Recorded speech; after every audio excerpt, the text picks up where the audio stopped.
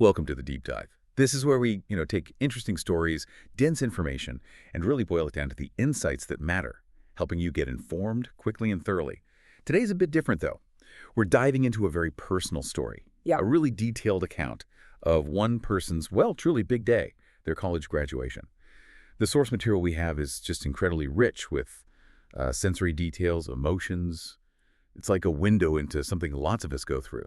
So the big question for us today is, what can this one very personal story actually teach all of us about anticipation, achievement, and those moments that, well, they really change you? That's a great way to frame it because you're right. It is just one person's story, but it's such a powerful illustration, really, of the journey, emotional, practical, that so many people experience during these big life transitions.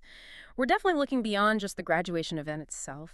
We want to understand the why, the feelings, the actions, provide some broader context on these rites of passage, these milestones that, frankly, resonate no matter what stage of life you're in. Okay, let's jump in then. The story starts the night before. Hmm. Crystal, that's whose story this is. She says she didn't really sleep at all, just tossing and turning. The classic pre-event insomnia. Exactly. Flipping a pillow, mind wide awake. Yeah. She describes feeling anxious, not scared, just full of energy, like too excited and too nervous at the same time. That combination is so common. And then the what if started. What if I trip on the stage? Or what if I forget to shake hands? Even what if my hair looks weird? These little things. She mentions watching the clock 1 a.m., 2.3, 3.45, finally just giving up around 5:30. You can almost feel that exhaustion. Psychologically, what's really going on there? Is it just nerves? Well, it's more complex than just simple nerves, though they're part of it. That kind of sleeplessness is pretty universal before something significant. Your brain is sort of in overdrive. It's processing the importance of the day, sure, but it's also almost running, like a mental checklist of potential problems, even tiny ones. Like the hair thing or tripping? Precisely. The brain often latches on to these minor, controllable anxieties, or seemingly controllable ones, maybe as a way to feel some sense of control over the bigger, much less predictable event. It's kind of mental rehearsal, almost a threat assessment, even when the main feeling is excitement.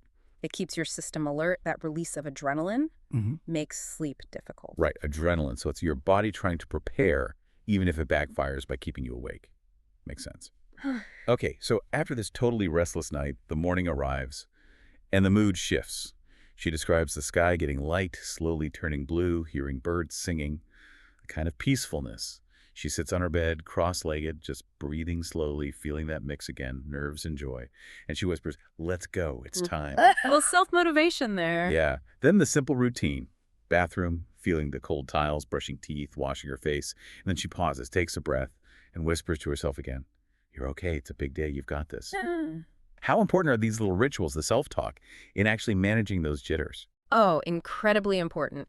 That positive self-talk, even just a whisper, it's not trivial. It's basically cognitive restructuring in action. She's actively countering those what-if thoughts, building up her sense of self-efficacy, her confidence. It's deliberate. So telling yourself you've got this actually helps you believe it. It really does. And the rituals, the quiet moments, the routine actions like brushing teeth, they ground you. They offer a small island of predictability and control when the rest of the day feels huge and maybe a bit out of your hands. Think of it like an athlete's pre-game routine. It centers the mind, prepares the body. Very powerful. I definitely rely on routines when things feel overwhelming. Okay, so next up, the outfit. This is symbolic too, right? She describes the official gear. Black gown, the mortarboard. But underneath, she shows something personal. A simple dress, light pink with tiny white flowers, and her hair. She admits she's not very good at hair, but she tried her best. Moves in a ponytail. It wasn't perfect, she says, but good enough. That feels relatable. Perfection isn't the goal on days like this, is it? No, exactly. But then there's this detail. She puts on these small silver earrings, tiny stars. They were a gift from her mom for her 18th birthday. She holds them for a second, smiles, because they made her feel calm, like a little piece of home was with me. What's the significance of those personal touches, especially alongside the formal gown? It's a fascinating contrast, isn't it? The gown and cap are, the external markers.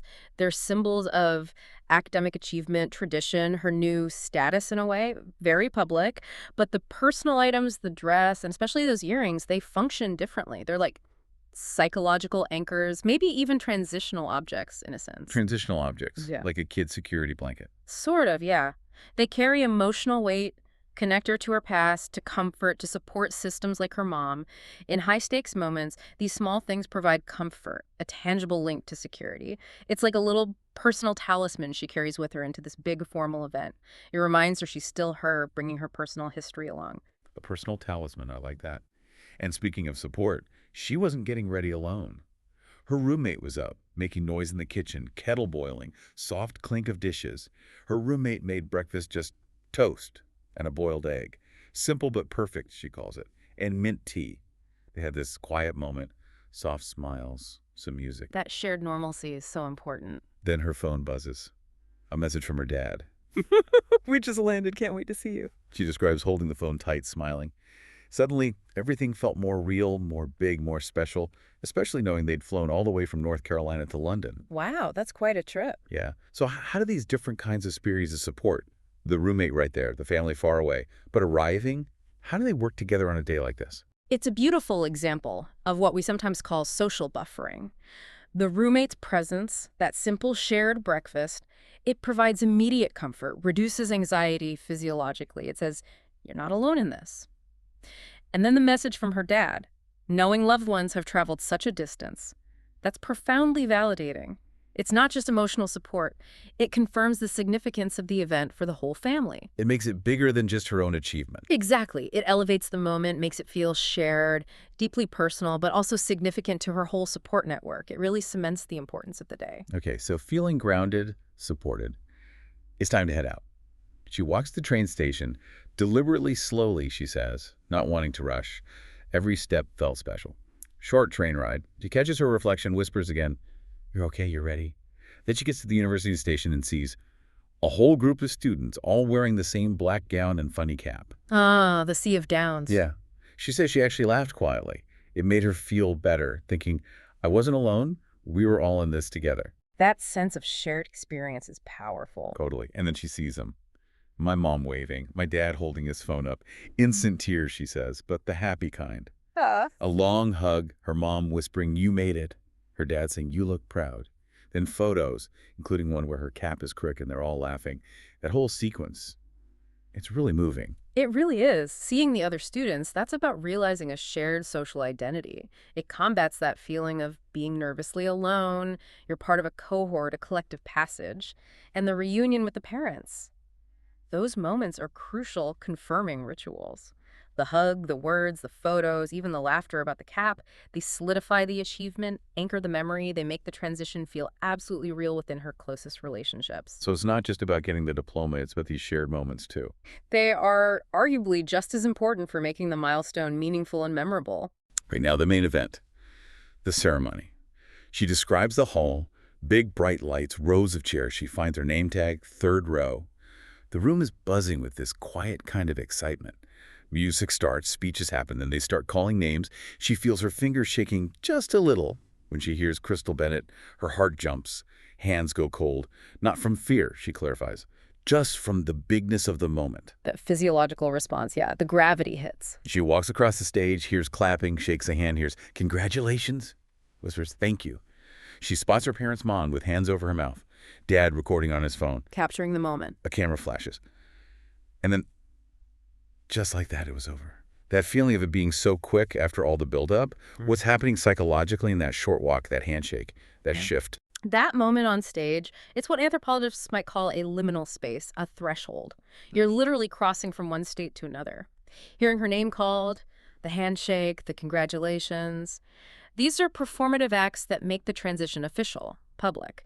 She is psychologically recalibrating from student to graduate. So it makes it real. It makes it real. It solidifies the abstract goal into a concrete reality. And that feeling of, it was over so fast. That's common because the ritual itself is condensed, but the internal shift it represents is huge and takes time to fully process. The performance is done. Now the identity integration begins. Right. The internal work starts after the public event. Yep. Okay, so ceremony over. She walks outside into the sun, sees her family again, runs over, more hugs. Her mom says, "You did it." Her dad, she notes as a man, a few words, but just smiled. And that smile said everything. More photos, joyful, blurry ones under the university sign. And then this funny moment, a graduation emergency when the wind whips her cap off into the bushes. Her brother dies in after it. Everyone's laughing hysterically. Her stomach hurts from laughing. Those unexpected moments often become the best memories. Totally. Later that evening, just a quiet dinner with her family, she feels tired but full, proud, grateful, changed. And she ends by saying, no matter where life takes me in this moment, it will always stay with me. And that really sums it up, doesn't it? This whole narrative shows how these peak experiences become fundamental parts of our narrative identity. The story we tell ourselves about who we are. It's not just the diploma, it's the anticipation, the rituals, the support, the funny mishaps like the cap, the shared laughter, the quiet reflection afterwards. All of it gets woven together. It's the whole tapestry. Exactly. The post-event processing the dinner, looking at photos later, telling the story helps cement the memory and integrate the experience into her life story. It underlines that the celebration, the shared joy, is vital. It's not just an add-on, it's part of what makes the achievement truly meaningful and lasting. Wow. What a journey we've taken just by diving into one person's graduation day. From the sleepless night fueled by that need for control to the power of simple rituals and self-talk. The comfort of those personal talismans like the earrings, the strength from family and friends, near and far, seeing yourself and others going through the same thing, that quick but profound shift during the ceremony, and finally the sheer importance of joy, laughter, and shared celebration. It really hammers home how personal stories hold these universal truths about resilience, connection, achievement. Makes you think about your own big days, doesn't it? Those little details you remember. It really does. And this deep dive into just one big day raises a fascinating question, I think. It makes you consider, how do we, maybe more consciously, prepare ourselves, not just for the event, the logistics, but for the deep personal shifts that come with these milestones?